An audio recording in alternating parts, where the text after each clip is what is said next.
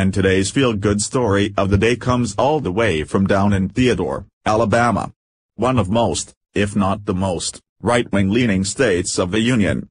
A 62-year-old Marine Corps veteran who is currently battling colon cancer heard a knock on his door this past Thursday afternoon. As he went to answer it, he had no clue he was about to have the fight of his life. 3 thugs who were attempting to rob him shot him through his door window. The thugs used a 12-gauge shotgun loaded with buckshot, which is normally used for hunting deer. This type of ammo thankfully isn't as deadly to people as other types of ammo that can be used in a 12-gauge shotgun are. The retired Marine Michael Irving was hit and quickly reached for his own gun. He shot the shooter, but as he lay on the ground, one of his 2 other accomplices reached for the shotgun, so he shot that thug too. The second thug he had just shot begged Irving not to shoot him again, so he replied to him to drop the gun. The punk didn't, so Irving shot him again. After shooting both, he looked over and saw a third punk trying to shoot him with a handgun that had fortunately jammed, so he shot her too. Now that's what I call a fun afternoon, don't you think? Fox 10 reports, "I didn't want to have to kill him." Veteran talks about shooting suspected burglars. A Marine Corps veteran is telling Fox 10 News how he got out of a violent burglary alive. It's a follow-up to a story we brought you as breaking news Thursday night, when a homeowner shot 3 suspected burglars in Theodore after they shot him first. The homeowner is 62-year-old Michael Irving. Fox 10 News reporter Devin Cofaro sat down with him once he got home from the hospital Friday afternoon. "I didn't even know them," said Irving. "Why me? Why shoot me?"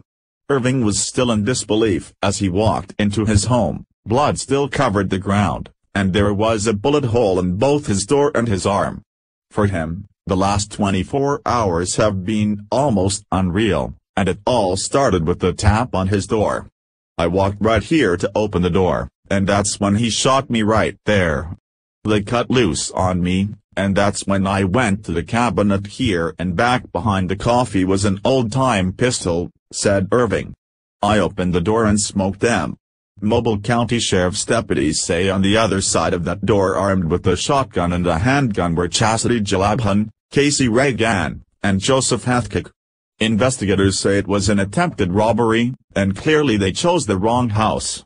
Irving managed to shoot and injure all 3 of them. "I tried not to shoot any of them in the chest. I didn't want to have to kill them." 2 of the suspects fled and left one woman behind, but they didn't make it very far. They eventually had to stop at a Dollar General 2 miles away and wait for help. All 3 suspects were first taken to the hospital for their injuries and then arrested. As for Irving, he's being hailed as a local hero for defending himself.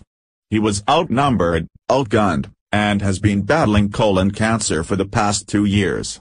He says you never mess with a former Marine. "I learned that in the Marine Corps.